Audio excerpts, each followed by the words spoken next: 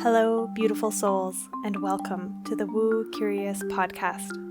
Your map to the mystical, your key to the sacred, and your guide back home to yourself. I'm Eileen, a writer, a spiritual coach, energy healer, and slow living witch. This podcast is your invitation to explore a world where the mundane and the sacred intertwine. It's a haven for those ready to take the first steps into the realms of magic and mystery, providing a safe space for you to embark on your own enchanted journey towards healing and self-discovery. Here, I'll unveil the whispers of the mystical, the rituals often hidden in plain sight, and I'll engage in sacred conversation intended to stir your soul and lead you back into your power. I'm all about demystifying woo and witchcraft.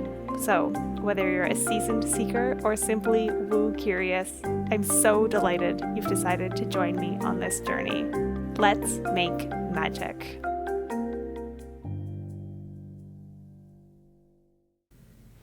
Hello, Woo Crew, and welcome back to another episode of the Woo Curious podcast. I am your host, Eileen, and I'm here today with a solo episode. I'm sitting here in the dark. It's evening as I record, and it's the first episode that I've recorded since I came back from a vacation to Europe. I was in Italy for a little while and then in Ireland. And so it feels like beautiful timing to be sharing with you today and speaking today about Samhain, that ancient Celtic festival, fire festival, the beginning of winter, and it feels so rooted in the land of Ireland. It's celebrated, of course, in Scotland as well, the Isle of Man, anywhere where Celtic tradition is still holding strong. And of course, we know it these days as Halloween, and so it's very much celebrated in North America, or so-called North America as well. And I've spoken to this celebration, this Wheel of the Year ceremony festival, many a time on this podcast at this point. This is my third year speaking to it. But every year I learn a little bit more. So it's really fun to come back into conversation, to refresh your memory if you've been with me from the beginning.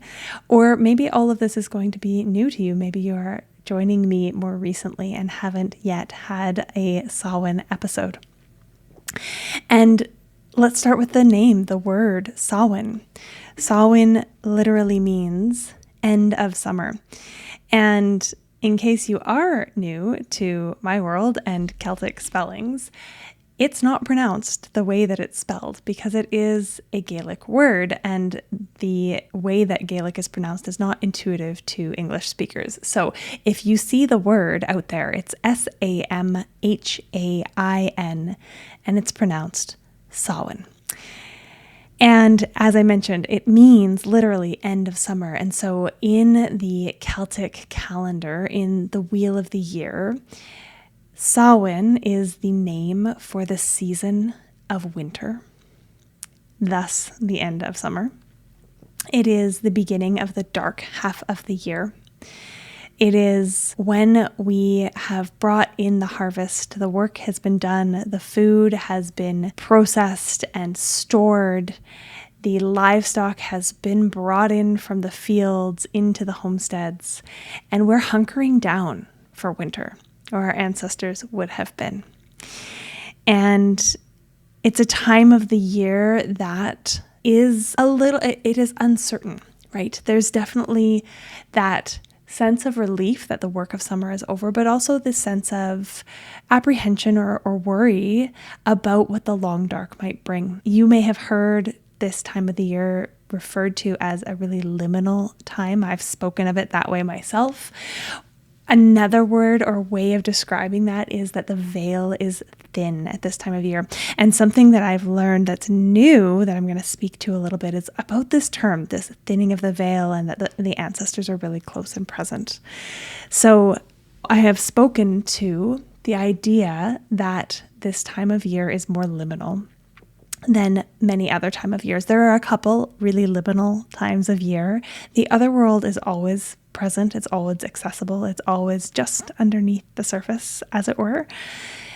And at Samhain, at Beltane, and at the summer solstice, at midsummer, the separation between our world and the other world is a little less defined. It's a little easier to slip from one realm to the other and vice versa.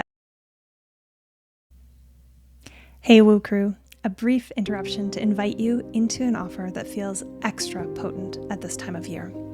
As we move towards Samhain and through the deep stillness of November, the veil between worlds grows thinner. This is the time when messages, guidance, and insight flow more easily from the unseen realms, and that's what makes Soul Council sessions so potent right now. In these 45-minute guided journeys, I help you to call a council of your spirit guides, ask your questions, and receive the wisdom that is waiting for you. You'll leave with clarity, comfort, and a recording to return to anytime you need to reconnect. If you've been feeling the nudge to seek guidance, to ask what's next, or to feel your connection to the beyond, this is your sign. Book your Soul Council session now at myluminouslifeca/soul-council-session and harness the magic of this liminal time. At Samhain, at Beltane, and at the summer solstice, at midsummer, the separation between our world and the other world is a little less defined. It's a little easier to slip from one realm to the other and vice versa. And so this particular time of year, Samhain, especially as we move into the dark, is considered a time when otherworld entities, the Fae folk, and some less friendly, even the Fae aren't always friendly, but some more kind of nefarious or scary beings may come through that, what we now call veil. And I recently discovered that the term, the thinning of the veil, is quite a modern invention, a Victorian era wording, but it's describing a concept that was already present. The other thing that I learned that is relatively new or newer, especially with the kind of Christianization of the Celtic worlds, is this idea that this time of year is particularly relevant to our own human departed ancestors and that they are nearer to us at this time of year. Now, there's some good grounding in terms of the idea of, well, if we're closer to the otherworld and that's where our dearly departed go, then of course they are more present at this time of year. But that real kind of close association with the dead, with our dead, is a bit of a later addition to the more ancient Celtic rites or Celtic traditions. And part of what I've been encountering in myself as I think about the ways in which tradition has evolved over time and the thinkers that I'm learning from as well as I go, is this reminder over and over that tradition, ritual, spirituality, myth, all of those things, they have never been static. We can't go back in time to some moment when the traditions or rituals were pure, were the original, were, untainted by other cultural thoughts or ideas, because humans have exchanged ideas for as long as we've been moving around on this planet, and cultures change and grow over time. Traditions and rituals change and grow and adapt to meet the needs of people as we evolve. And that's not to say that there weren't some really overt demonization of some of the practices or squashing or tamping down of some of the practices by the church in order to try to, quash those more pagan beliefs that didn't align or they felt like they didn't have control over. And I think that there's a beautiful path to walk where we can embrace the old and the new and the ways in which they intersect in a really lovely way and add richness and depth to the traditions that we practice today. So for me, I really love the idea of honoring the ancestors and speaking to and connecting with the ancestors at this liminal time of year. And so for me, that feels really lovely to have a moment of the year, and our ancestors are always present. We can always call on them, but it's a really lovely time, especially as we turn inwards, especially as things get dark, where thinking about the fact of our mortality, often, again, thinking back not too long ago, a few hundred years ago, the winter was an insecure time. And so it makes sense to honor and connect with the dead at this point of the year. That being said, as I mentioned, there were also more malevolent entities out and about at this time of year. And so that's actually a lot of our current celebration of Halloween, which really has been taken, as so many things have, by capitalism in North America. But a lot of the traditions, a lot of the things that we still do have a more ancient, pagan, and practical use. And so we think about dressing up at Halloween. And this practice is something that we can trace a long way back through the Celtic history. And it would have been done initially as a way of hiding from the spirits who might wish us harm, from those less than friendly beings who were a little closer to our world, or maybe even slipped through into our world on the night or nights of Samhain. Because originally, Samhain was a 3-day and 3-night affair. It was a festival. It is of the fire festivals. There's 4 of them. They're called cross-quarter days, fire festivals. They mark the beginnings of the seasons in the Celtic calendar. And so the beginning of winter is the beginning of the dark half of the year. It is the most kind of important, in quotations, or it was the biggest deal of all of those cross-quarter festivals. So Samhain is a big one, for sure. You'll have heard it called, likely, if you're in this world, the Witches' New Year.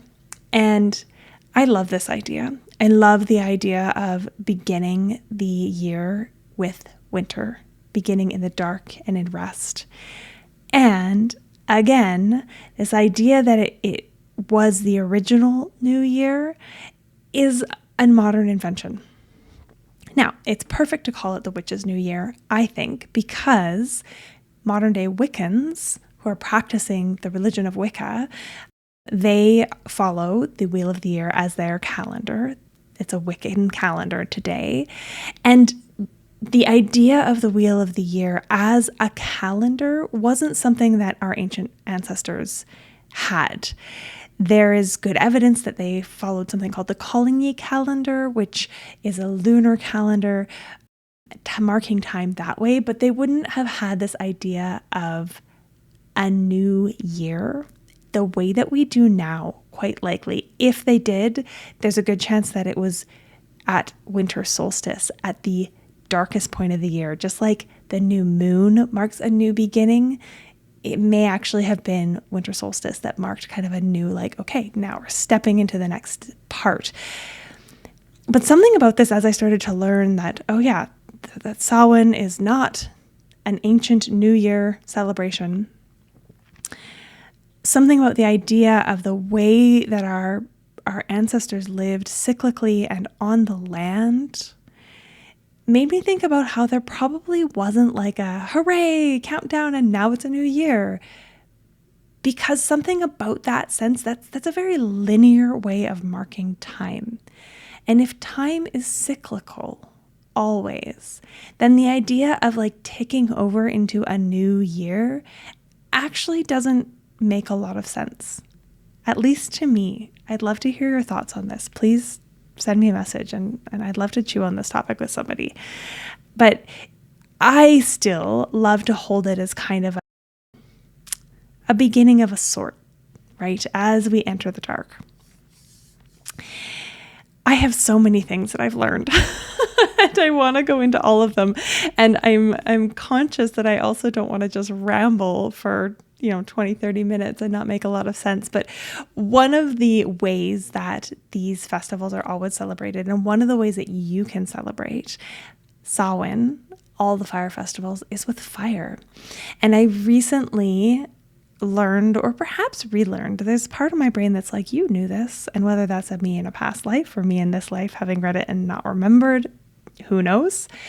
But they're bonfires. Bonfires are a big part of a lot of these Wheel of the Year celebrations. Fire is transformational, it's cleansing, it's protective, it's life-giving, right? We need fire to cook our food, to heat our homes, to keep us alive. So it's a really important part of any kind of ritual or ceremony or celebration.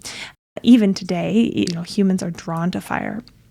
But the idea of a bonfire, and being in Ireland is really fun at this time of year. I remember I was there in October a few years ago and listening to the radio. And one of the announcements on the radio was to the tune of, if you see youth piling up pallets and tires and things into large mounds in the city to have a bonfire on Halloween, please call it in.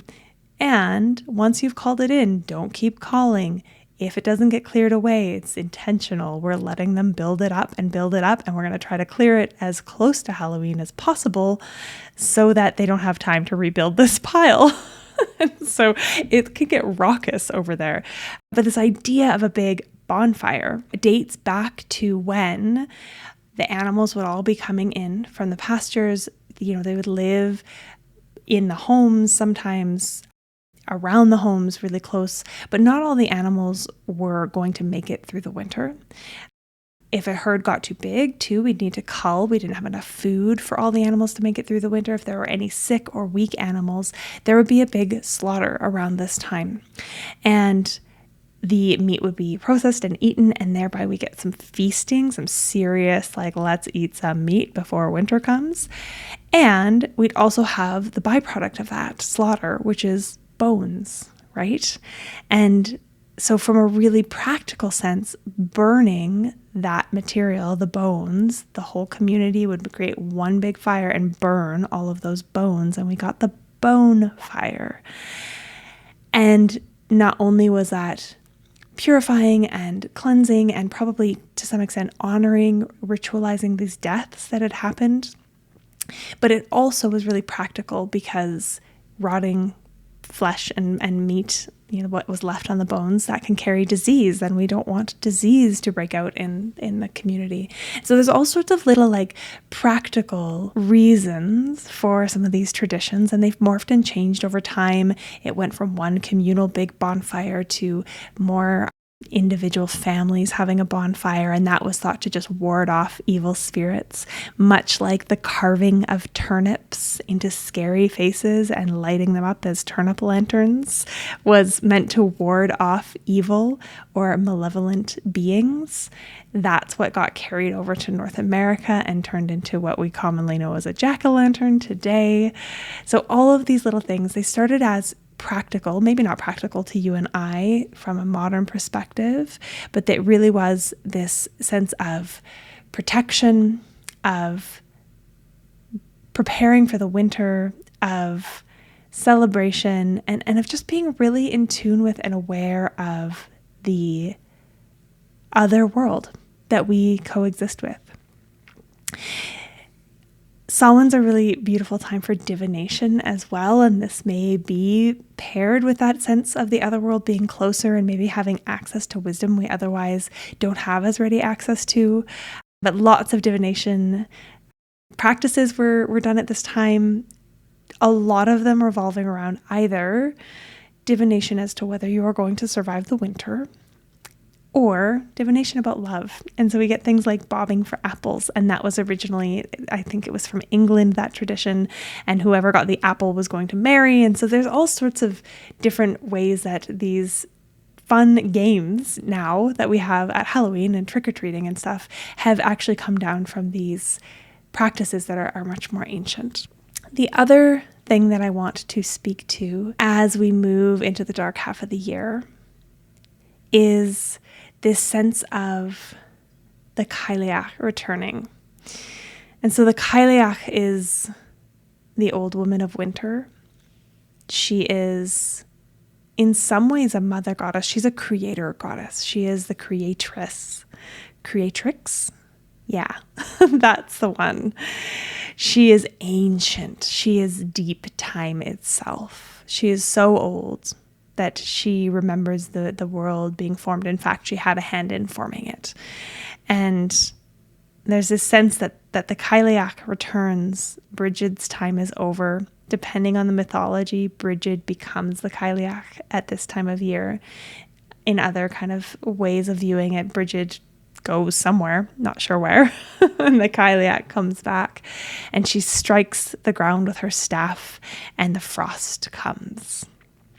And so there's this wise woman energy to the dark as well. When we think about the season of winter, we can think about it as being associated with death and or cronehood. I recently kind of rejigged my maiden, mother, crone are the three life stages that we commonly think about and often associated with spring, summer, autumn. And then winter can be associated with death, which is what comes before rebirth. But another way of thinking about it is maiden, mother, menopause or perimenopause, and then crone. And I really loved that one because it really captured this. There's more than mother to crone. There's a big piece of a woman's life that is the transition from mother to crone. And that feels very autumn-like. So I love the idea of calling in the Cailleach, that old crone wisdom, with winter. Winter, which is the new moon, which is the time for planting seeds, which is the time for resting and hibernating in the dark and being cozy. And if you're watching this, you can just see me. I'm trying to curl up into a ball. I love this season or this time of year for being able to come down the stairs in the morning in the dark and lighting a candle to write by, or to just sit in the dark with the flame, and to know that my body's desire for more sleep is exactly right. That my body's desire for more fats and proteins is exactly right. I ate my weight in Irish butter when I was there, not gonna lie. And calling in the magic and the wisdom of this dream time. Winter, it feels like a sigh of relief. After the busyness of summer and the tying up of loose ends kind of busyness of autumn, we get the deep, long rest. And so can you, as we turn towards this season of rest, allow yourself a little bit more ease and spaciousness and quiet and dream time? So if you are listening to this on Monday when it's released, or any time before Thursday, there's still time to come and sit in circle with us for Samhain. I'll be sharing even more about the history and the tradition of this Wheel of the Year celebration. I'm likely going to read a passage, a myth from one of the books that I picked up in Ireland to learn a little more about this. We'll be dropping into a releasing and intention setting, ceremonial practice, connection, all of that magic that comes from gathering women together, reclaiming our power, sharing our ideas, our energies, and being together in the cozy dark. There's something so magical about that. You can head to my website, myluminouslife.ca/Samhain, Samhain. There's a banner at the top of the main page to just click on as well. That'll take you to the Samhain ceremony information. And it's always hybrid, online and in person, and recorded. I have a few women who join us almost every time. And when I say join us, I mean they sign up and they sit with their replay over the weekend because the date or the time just doesn't work for them. So knowing that that's available for you there too, it's on a sliding scale of pay what you can. And I would love to have you come and celebrate this most magical night. I'm always torn between Samhain and winter solstice as to which is my favorite. I love Christmas, and so the energies around that time, they might outweigh this time, but I really don't know. I think the more I sit with the wheel, the more, well, I guess I just like winter, which I never thought I would say because I don't particularly like the cold, but there is something that calls me about this season of deep rest. And so with that, I think I will wrap this up here and keep it nice and short and sweet for you. There is so much information, and a lot of it is not really well researched. So if you're reading things about Samhain on Instagram, you're coming across those posts that are telling you about this celebration, I would encourage you to, I almost don't want to say, be critical of it or be careful what you believe, because in some ways, if somebody is telling you something about Samhain and how to, a ritual that goes along with it or part of what it involves, for them, that's true. And again, these traditions are living traditions. And so I don't think there's no wrong way to celebrate or to do Samhain. Connecting with your ancestors. Last year on the podcast, I shared a really beautiful practice of writing a letter to an ancestor. You can always head back and listen to that one if you want slightly different information of what I shared. And we'll be doing that again with our ceremony as well on Thursday. So you can just come join us if you don't feel like scrolling back through a year's worth of podcasts. And however you choose to celebrate, even if it's just plain old Halloween, the way that we celebrate in North America, taking a moment at some point over the course of this time frame, either over October 31st into November 1st, or maybe you think about the new moon, the next two new moons after the autumn equinox may very well have been when our ancestors had this 3-day celebration. And so that would be on October 20th this year. Or maybe it's just sometime in this month, right? Where you light a fire, you set some intentions, you speak to your dead, or you leave an offering, or you do some divination work. Whatever is calling you, play with it here. Okay, I feel like that's what wanted to come through. That's what wanted to be said for today. As always, if you enjoyed this episode, please leave a rating, a review on Apple, Spotify. It helps ever so much. Like, subscribe, comment on YouTube, share with a friend. And if you have questions or anything you just want to chat about, please come find me over on Instagram at I am Eileen March. I'm on Insight Timer as well if you would like to drop into perhaps a witch wound healing activation around this time. Can be very potent. And if you have any topics you would like me to cover in the future, please don't hesitate to let me know. Okay, Woo Crew, that's all for now. Please come back next week. We will have another solo episode, and I look forward to speaking to you then. Bye for now.